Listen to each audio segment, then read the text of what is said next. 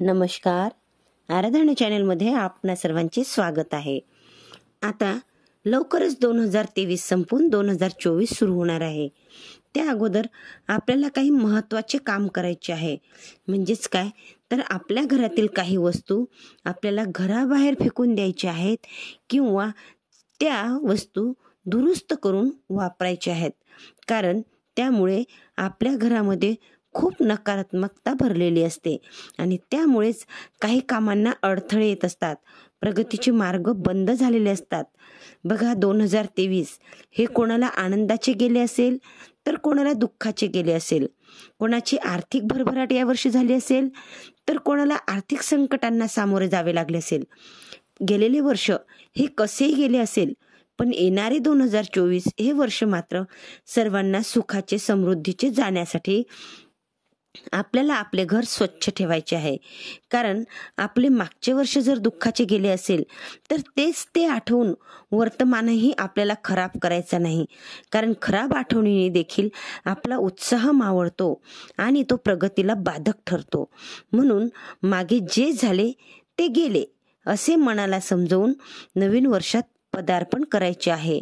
आपल्याला एक कविता माहीतच आहे, झाले गेले विसरून सारे पुढे पुढे चालावे. त्याप्रमाणे जे काही वाईट घटना घडलेल्या असतील त्या विसरून जायच्या असतील. जर मागील वर्षात म्हणजे 2023 मध्ये जर तुमच्यासाठी चांगले काही झाले असेल तर त्या आठवणी सोबत घेऊन 2024 मध्ये आपल्याला पदार्पण करायचे आहे. सर्वांनाच असे वाटत असते की आपल्या घरामध्ये सकारात्मकता असावी, भांडणे वादविवाद होऊ नये, शांतता असावी, आरोग्य संपत्ती नांदावी आणि म्हणूनच आपल्या घराची नेहमी स्वच्छता आपण केली पाहिजे. घरामध्ये बऱ्याच काही अशा वस्तू असतात की ज्यामुळे घरामध्ये नकारात्मकता पसरते. आपण मग कितीही सेवा केली, कितीही देवधर्म केला पण ती सेवा तो देवधर्म लागू पडत नाही. आणि म्हणूनच आपल्या हिंदूंच्या सणांना आपल्या घरामध्ये स्वच्छता केली जाते. कारण जेथे अस्वच्छता असेल तेथे अलक्ष्मी वास करते. त्या घरामध्ये लक्ष्मी येण्याचे टाळते. घर छोटे असो की मोठे असो, खूप कामे पुरतात. आपण दिवाळी, महालक्ष्मी, नवरात्र अशा सणांना घर स्वच्छ करत असतो. पण तरीही आपल्याला नवीन वर्षामध्ये, आता तुम्ही म्हणाल आम्ही नवीन वर्ष गुढीपाडव्यापासून साजरे करतो किंवा आमचे नवीन वर्ष गुढीपाडव्यापासून सुरू होते. आपले सर्वांचेच वर्ष गुढीपाडव्यापासून सुरू होते हे आपणा सर्वांना हिंदू सनातनी लोकांना माहिती आहे. पण तरीही आर्थिक व्यवहार जे असतात ते आपले जानेवारी महिन्यापासून सुरू होतात. म्हणजेच इंग्रजी वर्षाच्या सुरुवातीपासून सुरू होत असतात. मग आपले आर्थिक व्यवहार तेव्हापासून सुरू होतात. मग त्या दिवशी सुद्धा, तो दिवस येण्याच्या अगोदर सुद्धा आपण आपलं घर स्वच्छ नीटनेटकं केलं पाहिजे. जसे की आपल्या देवघरामध्ये, आपण सुरुवात देवघरापासून करूया. आपल्या देवघरामध्ये खंडित झालेल्या काही मूर्त्या असतात, खंडित झालेले दिवे असतात, देवांचे थोडेसे फाटलेले म्हणा किंवा उसवलेले, आपण नवीनच आणतो पण ते लगेच उसवतात, असे काही वस्त्र असतात. तर तेव्हा ह्या खणलेल्या मूर्त्या, काचा फुटलेले फोटो किंवा खराब झालेले दिवे, समया हे आपल्या देवघरामध्ये आपल्याला ठेवायचे नाही आहे. देवाचे फाटके कपडे किंवा उसवलेले कपडे सुद्धा देवाचे ठेवायचे नाही आहे. आता हे झाले देवघरातल्या गोष्टी. पण घड्याळ आपल्या घरामध्ये, बऱ्याच घरांमध्ये बंद पडलेले घड्याळ भिंतीवर असते. बघा, घड्याळ, कॅलेंडर हे कधीही व्यवस्थित आपल्या भिंतीवर असावे. बंद पडलेले घड्याळ कधीही भिंतीला लावू नये. तसेच आपले जे काही कपडे असतात घरामध्ये, फाटके कपडे असतात, आपल्याला काय वाटते जाऊ दे हे नंतर कधीतरी कामा येतील आपल्याला, पण ते वर्षानुवर्ष ते तसेच पडलेले असतात. आपण त्याच्याकडे परत पाहत सुद्धा नाही. तोपर्यंत दुसरे कपडे आपले आड जुने होऊन जातात. कधी कधी काय होते, काही कपडे असे असतात की ते फेकूनही दिले जात नाही आणि घातल्याही जात नाही, पण आपल्याला आपण ते संग्रही ठेवतो.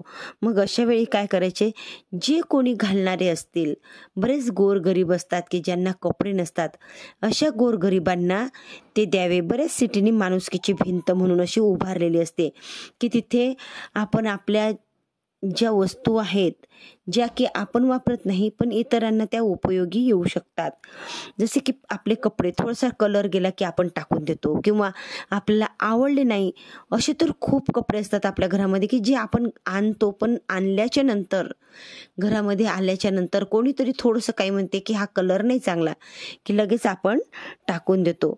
तर असे कपडे गोरगरिबांना दिले पाहिजे. किंवा त्या शहरामध्ये जर तुम्ही राहत असाल तर माणुसकीच्या भिंतीवर नेऊन ठेवले पाहिजे. नंतर आपल्या घरामध्ये काही बरंच अडगळीचं सामान असते बघा, की आपण ते सज्जावर टाकून देतो, संडासच्या सज्जावर म्हणा, किंवा किचनमध्ये असलेल्या सज्जावर, किंवा स्टोर रूममध्ये ते टाकलेले असते, की आपण ते सध्याचे आपल्या उपयोगात नसते आणि बघितलं तर ते कधीच उपयोगात येत नाही, पण तरीही कधीतरी उपयोगी येईल म्हणून अशा दृष्टीनं आपण ते ठेवलेलं असते. तर तेव्हा हे अडगळीचं जे सामान आहे हे घरामध्ये ठेवायला कामा नये, कारण याने सुद्धा, या अडगळीच्या सामानाने सुद्धा नकारात्मकता तयार होत असते. वापरायचे असेल, खरोखर चांगले असेल तरच राहू द्या, नाहीतर फुटलेले तुटलेले सामान घरामध्ये ठेवू नये. आपल्या घरामध्ये काही कपबशा, चिनी मातीच्या भरण्या व इतर क्रॉकरीचे साहित्य थोड्याफार प्रमाणात खराब झालेले असते, ते सुद्धा आपल्याला फेकून द्यावेसे वाटत नाही आणि आपण ते वापरतही नाही. तेव्हा अशा वस्तू घरामध्ये न ठेवता त्या इतर गोरगरिबांना द्याव्यात किंवा फेकून द्याव्या. तुम्ही म्हणाल गोरगरिबांना दिल्याने त्यांच्याकडे नाही का आपली निगेटिव्हिटी जाणार? तर बघा, निगेटिव्हिटी ही आपल्या मनाची एक स्थिती असते आणि त्यानुसार आपण काम करत असतो. कधी कधी काय होतं की जी वस्तू आपल्या दृष्टीने टाकाऊ असते तीच वस्तू इतरांच्या दृष्टीने खूप महत्त्वाची असते. उदाहरण द्यायचेच झाले तर तुमच्याकडे स्कूल बॅग वापरणारे कोणीही नाही, ती स्कूल बॅग तुमच्या सज्जावर तशीच पडून राहील. तुमच्या दृष्टीने ती एक अडगळ असेल, तर तीच स्कूल बॅग एखाद्या गोरगरीब विद्यार्थ्याला दिली तर त्याच्यामध्ये पॉझिटिव्ह ऊर्जा तयार होईल. आणि म्हणूनच आपल्याला जे जे नको आहे त्याला उगीच सांभाळत बसण्यापेक्षा इतरांची गरज भागवण्यासाठी त्या वस्तू इतरांना द्याव्यात. तसेच आपले जेवण झाल्यानंतर उरलेल्या भाज्या वगैरे अन्न आपण काढून फ्रीजमध्ये ठेवतो. आपण म्हणतो आपण नंतरच्या जेवणात वापरू, पण ते विसरून जातो किंवा आपण घेत नाही आणि त्यामुळे ते तसेच फ्रीजमध्ये 1-2 दिवस राहते. त्यापेक्षा आपले जेवण आटोपल्याबरोबरच उरलेल्या भाज्या वगैरे आजूबाजूला जर खाणारे कोणी असतील तर त्यांना द्याव्यात. हे आपापल्या एरियावर डिपेंड करते. काही भागामध्ये देणारे असतात पण घेणारे कोणी नसते, कारण आता आजकाल सर्वच जण कोणाजवळ घेण्याची लाजही वाटते. घरी उपाशी राहतील किंवा चटणी भाकर खातील पण कोणाला काही मागत नाही. तेव्हा हे उरलेलं अन्न इतर प्राणी खातील अशा ठिकाणी तेव्हाच्या तेव्हा नेऊन ठेवावेत. तसेच आपल्या घरात खूप चप्पल, शूज असे असतात की जे आपण वापरत नाही आणि ते आपल्या शू रॅकमध्ये तसेच पडलेले असतात. ते जर खरंच वापरण्यासारखे असले ना तर इतरांना द्या. बरेच असे गरजू लोक आपल्या आजूबाजूला असतात, त्यांना अशा वस्तू मिळाल्यामुळे खूप आनंद होतो. अशा प्रकारे आपल्याला आपल्या घरातील नको असलेल्या, भंगलेल्या, वापरात नसलेल्या सर्व वस्तू घराबाहेर घालवून त्यासोबतच घरातील निगेटिव्हिटी घालवायची आहे. माझा हा व्हिडिओ बघणाऱ्या सर्वांच्या घरातील निगेटिव्हिटी दूर निघून जाओ हीच ईश्वरचरणी प्रार्थना.